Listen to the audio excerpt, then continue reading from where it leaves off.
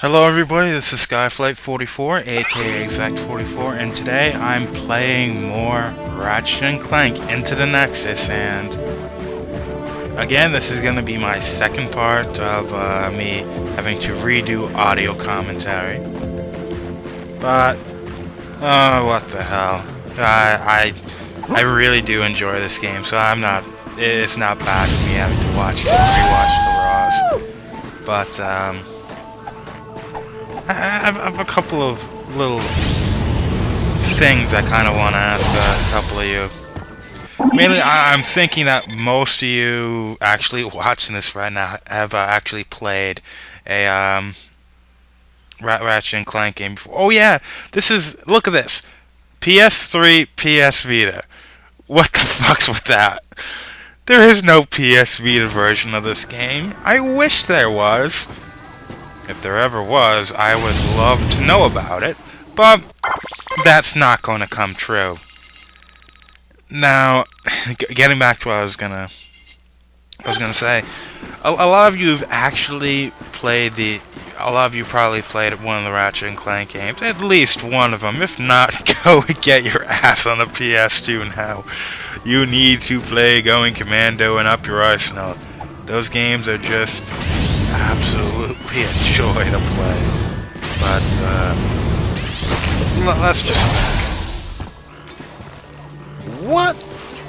For all of you who have actually played the Ratchet and Clank series, what so far is your favorite Ratchet and Clank game? Now, I actually have a list of what's my favorite games and what isn't. I'm not going to put Secret Agent Clank into this. I'm not going to put Full Frontal Assault, which so far I actually haven't played yet. And I'm probably going to get that over the next month or two. But, oh yeah, I'm not going to be putting in that cell phone game because, to tell you the truth, I am that much of a fanboy that I actually played the cell phone game in like 2005. I wanted to play it for so long, and then my half-sister finally got it, and I actually got to play it like once, but I can't believe I actually got to play it.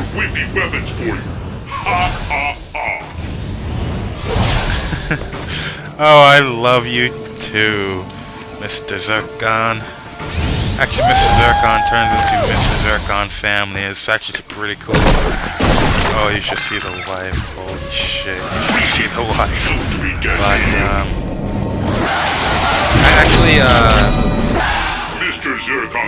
probably my least favorite Ratchet and Clank game so far is probably going to be turning out to be possibly Secret Agent Clank.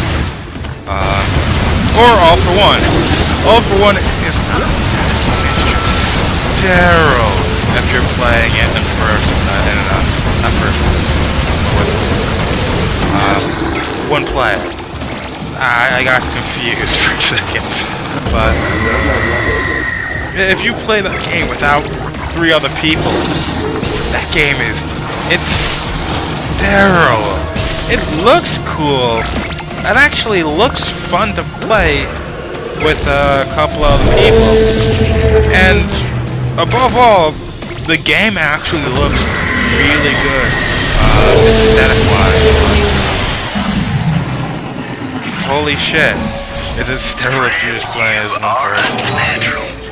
And actually, probably above that, I would list Size Matters. It's fun, but that game has a lot of flaws to it. A lot of little decisions that I just don't get. Now, reading about the multiplayer, it's supposed to be a lot like Deadlocked and Up Your Arsenal's multiplayer, which played out a lot like a multiplayer version of the Ranger campaigns and Up Your Arsenal, which is actually apparently what the Full Frontal Assault is supposed to play like. One of our Polaris satellites just spotted the creatures in the Orleans sector. It's already destroyed 6 watch posts. Actually, I probably have to go and Can you play that. scramble in defense I really force? did love the Ranger missions in After Us. Was actually one of my favorite things about it. Also, because it gave you free buffs. Head back to Meridian City and call a state of emergency. They didn't have enough challenges in that game. They just had to plan. give you even more challenges. What plan? Oh, that was a It's all those in Ranger missions, progress, but especially we'll be in Ardia, touch. is a lot of fun to play. His Blackwater City, or some of the other ones. Tyrannosis had one, Metropolis had one, Marcadia, I believe, had one. I think that's about it. They were all so much fun though. You probably know exactly which game I would be putting on the top. But above that would probably be... Little Zircon does not need boats. Yeah, above that would probably be the Quest for Booty, actually. Above that, Ratchet and Clank. Above that, Deadlock. Deadlock's actually better than Ratchet and Clank 1. Some people think it's have it in their own fan discontinuity, but I think it fits perfectly in the actual continuity. I actually like the game, and for those of you that don't like Deadlock, go and play some other franchise, in my opinion. I love Deadlocked. Deadlocked was what All For One wanted to be. All For One wanted to be a good multiplayer experience. But in doing so, it made the single player utterly sterile. That was not Deadlocked. Deadlocked had a great co-op play. Especially if your second player actually was playing with the Jack skin from Jack and Daxter. Holy shit, was that actually fun. The coloration was a bit off, but it was absolutely cool, so much fun, and go and play that. But I would probably actually say that the single-player mode of Deadlocked is worse than Ratchet and Clank, but the co-op mode is better than the original Ratchet and Clank by far. There weren't many weapons and they were generic, but you could put on all these different Omega mods. Not to mention you could actually change the actual pretty much everything about the weapon itself, but what kind of weapon it was. You could give it mods that would actually give it more ammo, make it fire faster, have longer range, have greater impact, so the foes go farther, greater blast radius, all of this shit, while also giving it like a shock mod to make it any attack will actually when it hits the enemy will actually have arcs of lightning onto other enemies. What was it called? Napalm mod. Any kind of explosion will actually just leave a napalm. And that's always good shit. That's always good shit. And, well, maybe not in real life, but in games, that is some good shit. But, there were all these other ones. There was a Transmorpher, which actually made every single weapon if you wanted. Turn everything into livestock, as if that wasn't already a ridiculous game, like weapon in, all the other Ratchet and Clank games. Yeah, you son of a bitch. Yep, my time is gone. And I'm gonna have to go all the way back to go and put that thing back. That was actually that was another thing I liked about Crack in Time and also Quest for Booty. Now they actually gave a lot of the they gave the wrench a lot of different things it could actually do, and that was cool. So above Deadlocked would probably actually be this game. Again, it's Tools of Destruction had a lot of flaws that kind of, it wasn't frustrating, but kind of detracted from itself. But the length of the game it had a lot of content to it, and the story was good, which actually to be honest, there isn't a lot of content in this game. You can beat it very, very quickly. But to be honest, the story in this game is good. It just heavily relies on the future trilogy for backing on any kind of really impact of the story. I once found a container with a live space pirate. I mean, you never know in this galaxy. The conflict, the recurrent conflict of the Ratchet having feeling as if do I turn my back on the galaxy, or do I go and just succumb to my own desires, which comes back to this one with Vendra Prague and Neftin. Now, that really isn't actually all that powerful if it's just something that Vendra and Neftin actually want to do. But when Ratchet had to go through the same thing before, and this just shows how much he's grown from even farther back from the original game, but even just to the future trilogy. Ratchet has matured a lot through all of this, and I died. I was waiting for that, and Into the Nexus doesn't have much of an impact, and that's most of what looking back on the future trilogy is what really helps bring this story. Just having played the other games makes this story a lot better than if, let's say, some random person actually went and bought this game. Actually, to be honest, I don't think if you just bought this game for the hell of it and really haven't played any other Ratchet and Clank game, I don't think this is probably the best game for you. Tools of Destruction, even a crack in time, going commando up your arsenal, but not this game.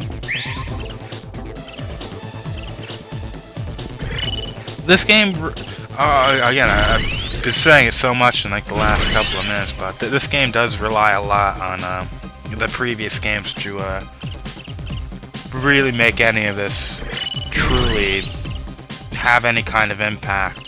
And well, let's just say Like a whole new weapon. this game it doesn't have the content to really drive somebody to want to play it. But for anybody that has played all the other games, this game's awesome. Brings back, has a lot of nods to the previous games in the continuity. Has a lot of little callbacks. Brings back a good amount of gameplay from some of the earlier games, which is all cool and dandy. And I just love a lot of the weapons, but you're not given a lot of weapons in this game. And I'm actually tempted to say I wouldn't have minded Insomniac kind of bringing some of the weapons back from some of the earlier games. But it's fine. I mean, that's what they did with the crack in time. I don't know why they didn't just take a couple of the best weapons from that little contest that they had, which actually brought that incredibly fun to use weapon from crack in time. I forgot what it was called. Turn into Blades of Carnage. I love that weapon. And, it took way too many weapons from the previous game into it. But then again, so did Up Your Arsenal. But at least Up Your Arsenal gave you them free when you actually played, if you had them on a Going Commando, well, the save file. Which actually, no, I think they might have given you just a discount if you actually had them, and Tools of Destruction. But Mr. Zircon came back, and the Kraken Time. The Groovatron came back. And I think... Actually, another thing about it, I don't think many weapons came back, but I definitely remember a couple of them actually coming back and just not feeling as good. But then again, one of the things about Tools of Destruction is the fact that it had too many gadgets, didn't use them all that much, had too many weapons, and by that I mean should have actually had some of those weapons. By that I mean those devices, actual weapons. Because Pleasure doing business with you. Pleasure doing now, does business anybody with even you. use any of those? I'll pay a fair price for any devices? Gargathon I know holes you there's bring gonna be me. a lot of people You saying, bring me some yeah, of the them devices Gargathon are holes and I actually will make useful. you a rich They use man. all of those devices, I'll but pay a fair price for any Gargathon outside of the holes you- Groovatron, the Mega Leech Bomb, and the Slinkies of Doom, and possibly maybe Mr. Zircon, because, you know, he's funny. But I really haven't used him, so I don't know if he's as funny as he is in the Kraken Time in this game. But really, most of them really kind of suck. They didn't actually have the weapons vendors were much more frequent than the device vendors, which kind of made getting ammo for them pretty bad. Except in the Raritanium chest, you could actually get more ammo for your devices, but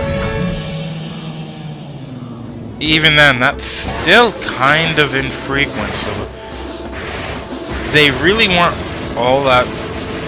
You really didn't replenish a lot of your supplies, and because they didn't actually... They didn't level up at all.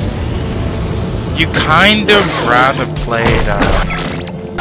kind of rather use the weapons, because, you know, they can actually evolve themselves. It's kind of wasted experience if you're going and using them on things, actually just killing them with devices. Which actually is probably one of the things about the wrench that actually is one of the reasons why I stopped using the wrench almost completely. And that you don't get any experience, any weapon experience for beating things with the wrench. You do so when it comes to health, but your nano attack levels go up, and your weapons don't, and you always want to get your weapons better, because that's for the most part your damage potential losses, and you always want your damage potential. Holy shit, these prod plays, completely got prod plays in the last video, are amazing. The nether blades were cool, but the prod blades are just deadly, and going back, you might not have noticed, but around like the 17-minute mark, I left because I started coughing, because holy shit, it's been like a goddamn month since I stopped, and it was mainly because of some sickness that made me cough a lot, and I believe I got sick again because I wasn't coughing for like a week. I was just lazy as hell, didn't feel like recording, and got my new PSP, so I was playing my PSP games, which included Size Matters, Daxter, Final Fantasy, Battlefront 2, ooh, the addiction is back, Burnout Legends, and other games. I don't really remember anymore, to be honest. Though, have any of you played the Patapon series? Holy shit. I remember hearing how the Patapon games were. Patapon games in the local Roco series are supposed to be kind of unique, but the Patapon series, just starting to play Patapon 2, and just where I generally am when I'm actually playing the PSP doesn't really give me the best time for rhythm-based games, but holy shit, is Patapon 2 actually a lot of fun and very, very unique. Very, very unique little game, and if you actually have a PSP and have yet to play one of the Patapon games, I would actually go and play one if I were you. It just... One of the reasons why I was actually, originally why I didn't actually go and, let's say, rebuy, get another PSP, was the fact that... Oh, well, let's go back a little bit farther. One of the things, first time I seen a PSP was my one of my teachers. He was like 60 years old too. I couldn't believe it. Actually had a PSP, and he basically just used it for music. I kind of was pissed off at him for that, and it was kind of funny. Oh yeah, I still got that. It's kind of funny that after I had a PSP, and once I lost my iPod and became a sad iPod, I started using my PSP purely for music. Mainly because I didn't have money to go out and buy PS1 games on PSN, and PSP games I had were kind of crap. In fact, I had a 2 GB memory card, which kind of limited what kind of PSP games I could put on my PS1 games I could put on my PSP. But to be honest, the PSP did not really leave a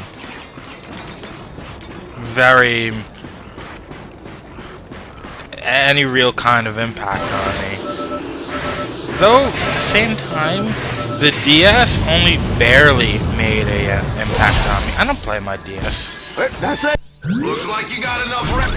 I'm leaving. On the count of 3, I am gone. Really, I just don't know. Yeah, the DS and the PSP didn't really do it for me. It's starting to change as I buy more and more games for it. But I don't know. Maybe it's the... I think it's the really high standards I put the Game Boy Advance up to. To be honest, I think that I think the Game Boy Advance is much better than it probably is. Especially after going with emulators. I can't even play my Game Boy Advance emulator anymore. Mainly because every single game on it is kind of boring to me now. Even the Pokemon games are actually pretty boring to me. I just play them so many times.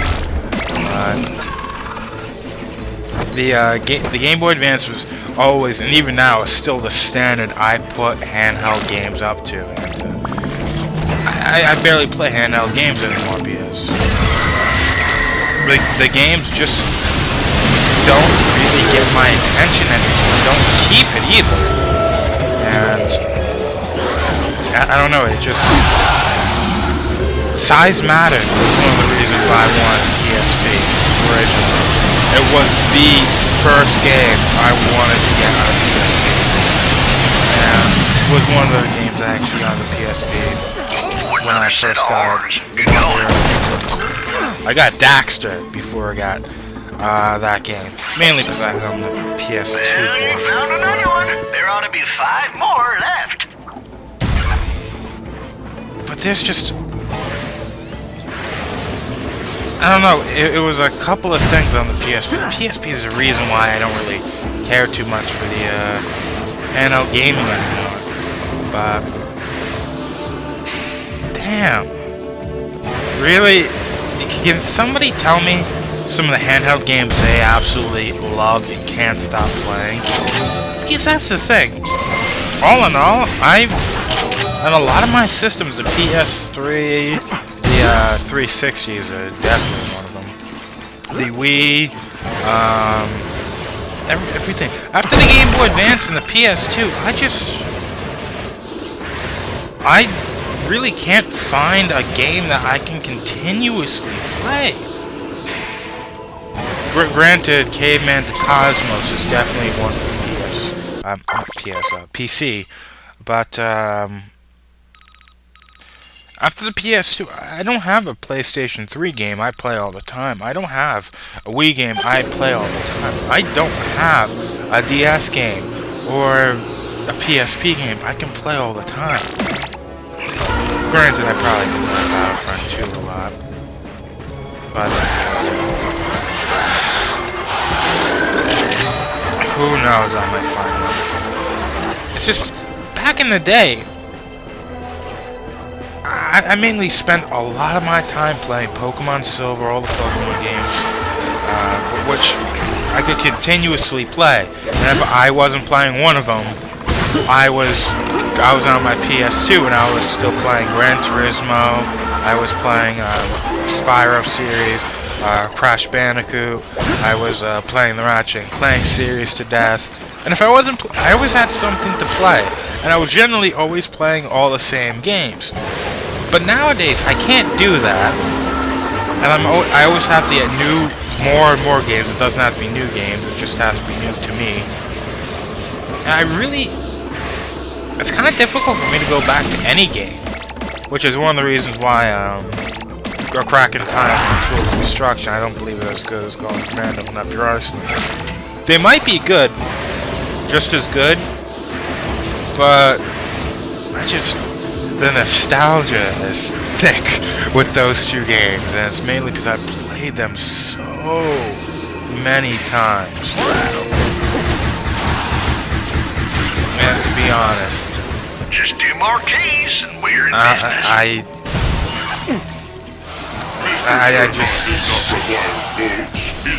Again, tell me, what are the games you play all the time that are single player? All you know, I'm not a multiplayer type of person. But, what single player games do you play all the time? I can't find one. And I know a lot of you probably. But back in the day, mine, for the most part, Pokemon, Gran Turismo, and whatever Insomniac made and Naughty Dog made. That was it. And more Pokemon. But who knows? Oh yeah, look at that. Look at this is Zircon. This is just the first time I seen this, it was just priceless. I absolutely love the Zircon family. Mainly because they're also very, very useful, but another thing, getting back on that very, very far away conversation I was having, that topic was what's your favorite Ratchet and Clank game?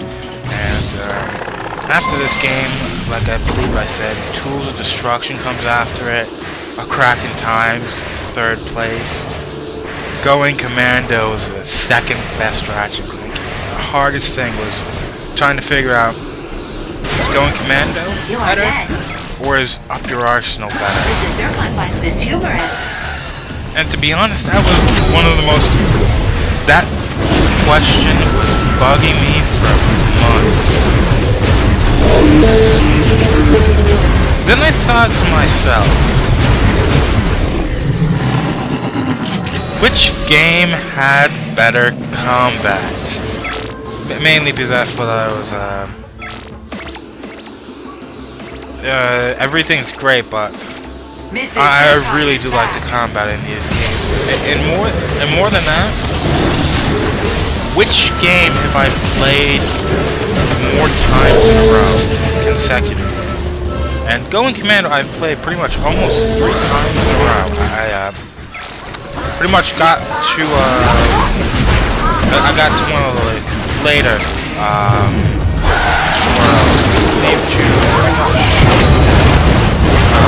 worlds. What's that Tundra world with all those Yetis? I basically got to that after I beat the game twice in a row. I got every single weapon to the max level. And I played up your arsenal 3.5 times. And I actually played it 3.5 times in a row. I still can't believe that.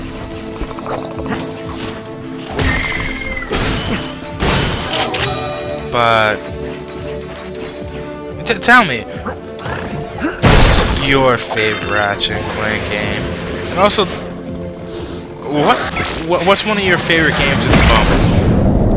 Something that's nice and easy to go and buy. And please don't let it be on the 360. I still have the ability to play one of those, but little brother sold it, gave me the money, but sold it because his friend needed it and I wasn't playing it. But,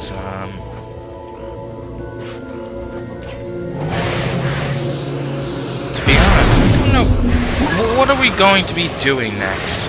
After this, we're basically going to be going to Destructopalooza, which